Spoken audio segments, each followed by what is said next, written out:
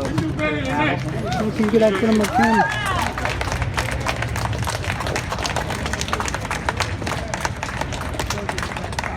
Hey, everybody ready to come here. Ready? I'm coming. Be up here. I'm here. Be here. I'm here today not only as a counterpart colleague of Attorney Kim Gardner, but I'm here today most importantly as a friend. All of us collectively here not just to show solidarity, but to speak out against the mistreatment of Kim Gardner by the courts, the authorities, and the powers that be here in Missouri. Kim has done a terrific job since becoming circuit attorney in 2016. She's pushed for a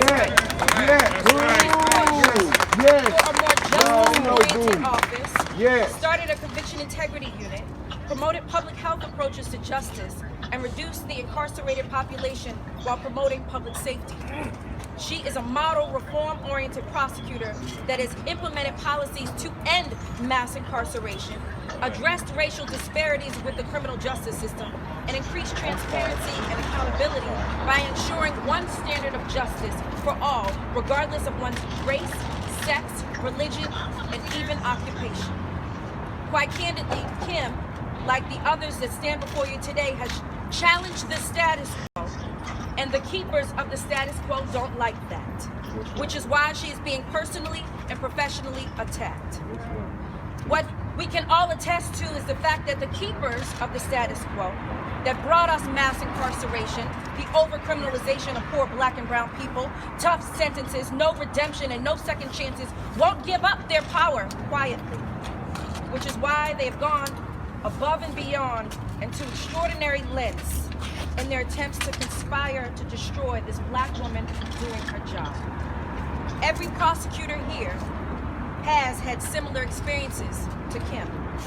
We've lived through the personal, professional, ethical attacks on our competency and our leadership abilities, and are in many cases still living through these attacks, and yet we are here to tell Kim and everyone else we shall not only overcome, but collectively we shall prevail.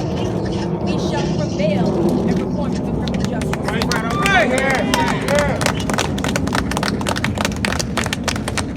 In Baltimore, after my office decided to prosecute 6 police officers following the untimely death of a 25-year-old black man by the name of Freddie Carlos Gregg Jr., who made eye contact with police and was chased down in his high-crime neighborhood, unconstitutionally arrested and placed into a metal wagon, head-first, feet shackled and handcuffed, whose pleas for medical attention were ignored, which ultimately led to his death. I was attacked from all corners by the keepers of the status quo.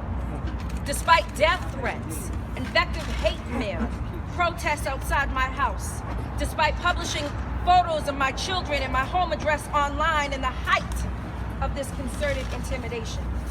You see, the keepers of the status quo conspired in an attempt to push me out of office. Even following Freddie Gray, the vitriolic political and business leaders called into question once again my competency and urged my removal and resignation. Like Kim, I've had my run-ins with the courts as well. I've tried to seek justice on behalf of those wrongly convicted. And when we had one of the largest police corruption scandals in the history of the country, the courts blocked me from overturning tainted convictions.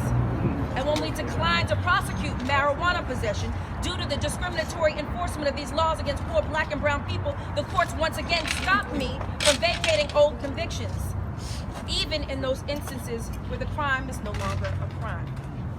And just like Kim, the Fraternal Order of Police have consistently attempted to intimidate and silence and sideline me to prevent me from carrying out my duty to provide equal protection under the law to all. Most recently, in echoing that of the Attorney General Barr, calling me an overzealous prosecutor, social justice prosecutor, for rooting out police corruption. My governor has even gone as far as to provide my prosecutorial discretion to the Attorney General, which I believe is an outrageous and undemocratic power grab. As you can see, these conspired and concerted attacks are part of a national trend of a federal administration to silence and intimidate progressive prosecutors all across the country. But the vitriol, the personal, and the professional attacks, particularly against black female prosecutors, is unprecedented. Let us recall that the individuals making decisions about who's going to be charged, what they're going to be charged with, what sentence recommendations they're going to make, 95% of those prosecutors in this country are white. Truth to power. 79% are white men. That's and right. as women of color, we represent 1% of all elected prosecutors in the country. Our very presence challenges the status quo, regardless of our actions. Which is why we are here today, standing with Kim, to say that you are not alone. And we will not stand idly by any longer while the keepers of the status quo try to tear you down. Yes, ma'am. Yesterday it was me, today it's Kim, and tomorrow could very well be any one of us standing before you. So understand, Kim Gardner will not be stopped. We will not be stopped. That's right. The voices of those that we represent will be heard. And we stand with the people of St. Louis as they fight for, and as we collectively fight, a new era of equal justice. That's right. Yes, ma'am. Yes, ma'am. Baltimore in the house. Give your name first. Sure. Good afternoon. Actually, good morning, everyone. I am Aramis Ayala, State Attorney out of Orlando, Florida 9th Judicial Circuit. I'm proud to stand here in support of Circuit Attorney Kim Gardner, who is treating crime as a public health crisis and is tackling underlying issues that destabilize our community. Together, we represent diversity in the profession, and we represent diversity of thought that is new to our criminal justice system. Despite the unprecedented attacks, we press on. See, black women have been elected as prosecutors and bring new and fresh thoughts and ideas that have been lacking in the pursuit of justice and in public safety. But this is what justice looks like. The image of justice should reflect the will of the people, including those who are directly impacted. We serve diverse communities and are particularly sensitive to the issues that have been ignored for far too long.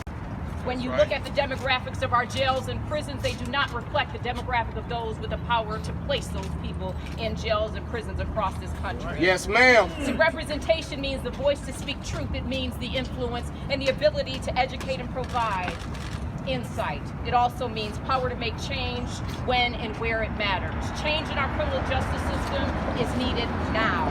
We are living in a time where shootings and other acts of violence are being justified. Schools, stores, and churches no longer enjoy the peace and safety of the past. Jails are sadly housing the mentally ill. Young children are being arrested and criminalized without considering the ramifications of young people's lives. Yes, ma'am. Prisons are better funded in this country than higher education. Yes. That's the problem. Amen. But just as regretful, innocent people have been convicted and sentenced to prison and even death, only later to be exonerated with very little responsibility and accountability. And in some cases, people have been wrongly executed when it's far too late for an exoneration to matter. Truth to power. Yes, These ma'am. kinds of tragedies are the foundation upon which we stand. Here in St. Louis, Circuit Attorney Kim Gardner has implemented several reforms, including a conviction integrity unit designed to right historic wrongs from the past and prevent them from happening in the future. And even though this kind of work is, as Marilyn said, a threat to the status quo, we stand together to raise the standard of prosecutorial accountability, to right wrongs and align our approach with truth and real justice, to align our policies with facts and not fear, and to make the will of the power align with the will of the people they represent. We cannot turn a blind eye to injustice and expect things to get better. Injustice must be met by the intentional and thoughtful pursuit of justice. Every day, it is us, these prosecutors, who are defining justice. Every day, it is us who are pursuing justice. Every single day, we represent justice. And together, we are justice. And this is what justice looks like. Yes, ma'am. Yes. Truth to power.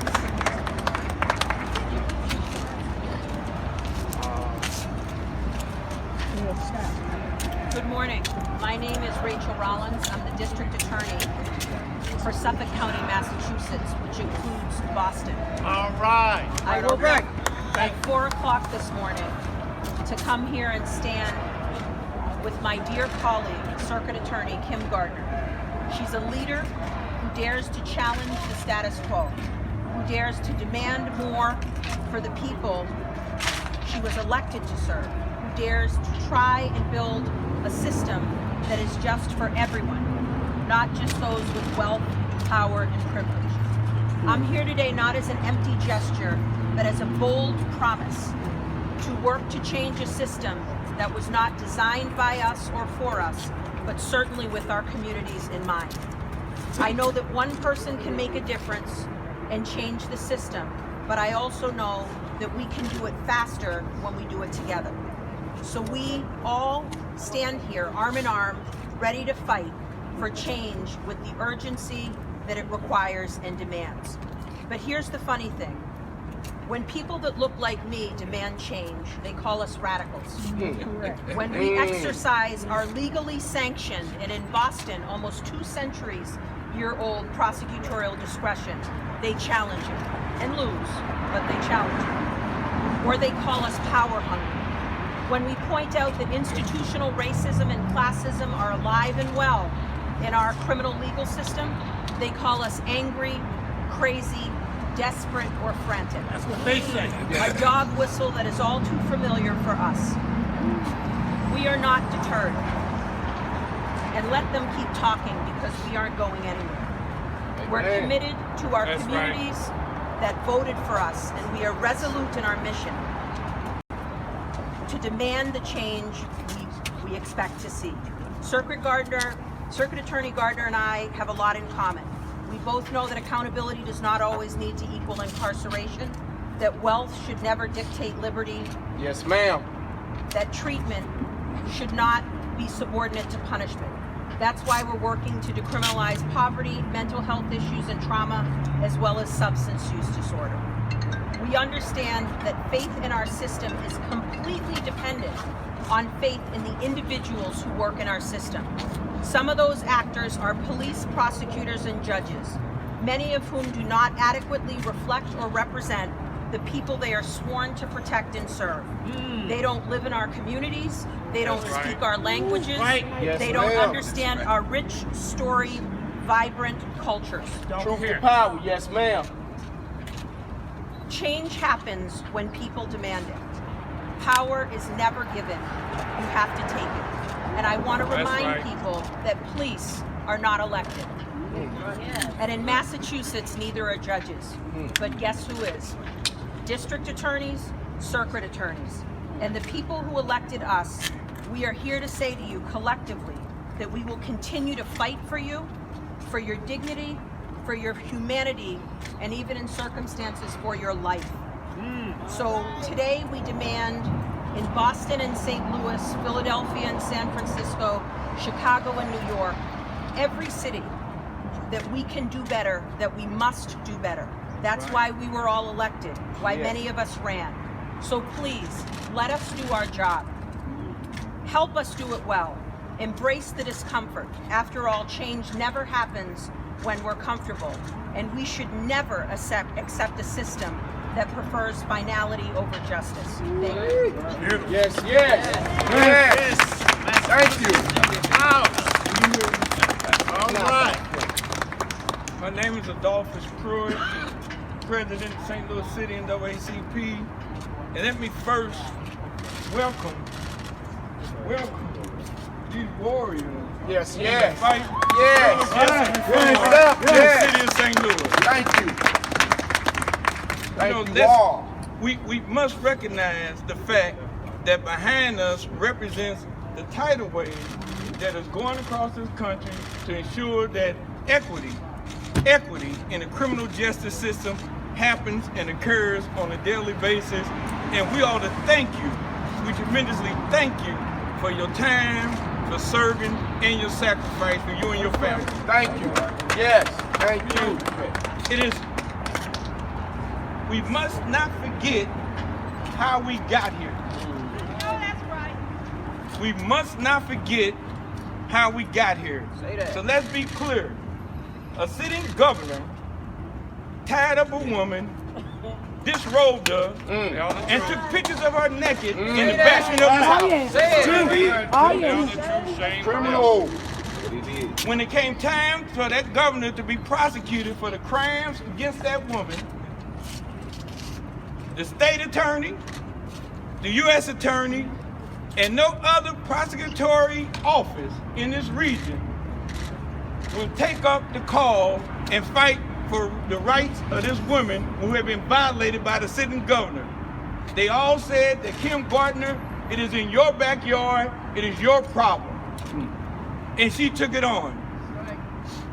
She subsequently indicted the sitting governor, which led to depositions. And during the deposition, it was claimed that investigator lied. The investigator was denied the right to look at that deposition, to add to that deposition, and even stranger, when they wanted him to do it for the second time, he was in Washington, D.C., working on national security issues, and the judge said he didn't care. National security had to take a back seat to a deposition in the city of St. Louis, and let's also be clear, it's the first time in the history of this state that anybody has been indicted for lying on a deposition, and he just happened to be a black man. Wow. Just happened to be. After that, they impaneled a special prosecutor. The special prosecutor began to attack the circuit attorney's office. They took the servers. They challenged her in the courts. Then a retired police officer filed suit to prevent her from having fees to take on, legal fees to take on the fight for not only herself, but the people in the office. And the stranger, he sued the city. And the city attorney representing the city, in that case to defend the city, said in court directly to me that if the city lost this suit, it would be a good thing for the city. That's right. The assistant city attorney, in defending the city against a lawsuit against the circuit attorney, decided that it would be better for the city to lose that suit than to defend that office. Think about that. Flat out question has got to And go. now, today, Gotta go. the city is on the hinges of dealing with a federal lawsuit that reached back to statutes all the way back to the late 1800s 1871. in order to bring these issues to light. So while I have not completely read the suit, but most of the allegations I saw in there are horrendous, and I agree that it's time for the federal courts to decide who is right and who is wrong, because we have to restore faith in the criminal justice system and the judicial process here in the city of St. Louis, because right now, the people I represent no longer have faith. Yes, sir. Yes, They sir. no longer have faith. They no longer believe the scales of justice are blind, nor do they believe they are balanced. And that is not a good thing for St. Louis. That's not a good thing for this country.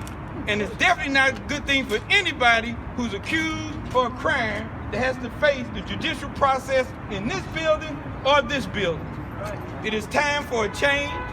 It is time for this stuff to come to an end. It is time for it to cease. Kim and these 6 ladies behind me represent the best in the criminal justice system. Yes, sir. Not the worst. Yes, sir. They represent the best. Integrity. And they are doing their jobs, and we should support them. We're going to support Kim in St. Louis. If we had to go to Boston, we will. Philly, That's right. wherever you are, That's right. we're going. We're going. So you came here, I'm ready to come there. Thank you. Yes. They declared war on us. Thank you. They declared war on these sisters. Yes, They sir. declared war on them. Yes, sir. No more. We're gonna sit back and let y'all declare war. Got to go. Hey, ain't no more. Y'all gonna let them Julian Bush has got to go. I'm Jamala Rogers with the Organization for Black Struggle. I am honored to be in the presence of these powerful sister warriors who have taken the time out to come and support our cause here. Yes, ma'am. For way too long, good people, way too long, we have had to endure and be victimized by a system that cared more about racking up convictions, of prosecuting innocent black folks than in truth or justice. Yes, ma'am. I can't talk enough about what it means for these sisters to be here because they're standing unapologetically for Kim Gardner, but they also represent a national trend of what's happening to black folks, black women in particular, who are standing up to a system that's rooted in Southern hypocrisy, And we can hear you, Southern racism, and also there's not a microphone down here for amplification. Sorry about that, y'all. Don't worry about it. Do your best, sister. So here we are trying to overturn a system that is rooted in slavery, that is rooted in some kind of antebellum status quo, and these sisters are saying no to that. And we said we wanted them to say no to that. The citizens of St. Louis need to know that there are forces working against Kim Gardner. Brother Pruitt already talked about that. Why is this happening, y'all? We need to understand that because these are our tax dollars that are going to disrupt and persecute a woman who we duly elected. I don't think y'all heard that. Amen. Our tax dollars are being used to stop the progressive platform of prosecuting Kim Gardner. Yes, big. But we knew that Kim was a fighter when we elected her, right? Right. We had already seen her track record. Yes. But she came to this office with vision and with a platform. She had a plan. She just didn't come and say, oh, here I am. And she's been trying to work that plan ever since she took office. And she's been catching hell ever since. Right. So I'm asking you to stand with Kim Gardner today. I'm asking you to support her courageous efforts to bring integrity and trust back to the office of Circuit Attorney.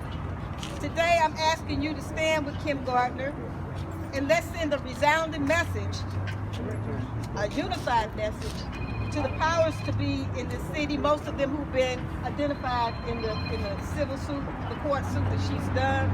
But in the spirit of Dr. Martin Luther King, whose birthday we'll be celebrating blocks away, let justice roll down like waters and righteousness like a mighty stream. Thank you. Yeah. Hello, who else? We stand with Kim. We stand with Kim. We stand with Kim. We stand with Kim. We stand with Kim. Yes, ma'am. We stand with her. We stand with Kim. We stand with Kim. Good morning. I too like to welcome those who are standing for criminal justice reform across this country. My name is Lou Moy. I'm President Emeritus of the St. Louis chapter of the Coalition of Black Trade Unions. The Coalition of Black Trade Unions stand in full support of Circuit Attorney Kim Gardner and her courageous efforts to reform the historical, corrupt, fraternal, nepotistic, failed, and racist St. Louis criminal justice system. Yes. Despite fierce and unprecedented attacks by those who have controlled and benefited financially from the failed St. Louis criminal justice system, she has replaced the doctrine of mass incarceration with successful diversion programs, alternative justice and social programs to stop the cycle of violence in our community. And she is holding firm on the principle that nobody is above the law, from the top government official in the state capitol to those who are paid by taxpayers to police our streets. Thank you. Thank you. Good morning, everybody. My name is Jamila Hodge, and I'm the director of the Reshaping Prosecution Program at the Bureau Institute of Justice. We've had the pleasure of working with Kim for the last 2 years to provide data analysis and technical assistance as she's implemented her reforms. I want to just acknowledge, you've heard from 3 of the Black women elected prosecutors who have come down to support Kim, but I want to just take a moment and also acknowledge the presence of State's Attorney Aisha Brayboy from Prince George's County, Maryland, of Commonwealth's Attorney Stephanie Morales from Portsmouth, Virginia, and of District Attorney who is in the Contra Costa County office in Thank California. you all. Thank you. Thank you all. Thank you. Thank you. Thank you all. And at this time, we'll open it up for question and answer. Just let us know who you're directing your question to. Thank you.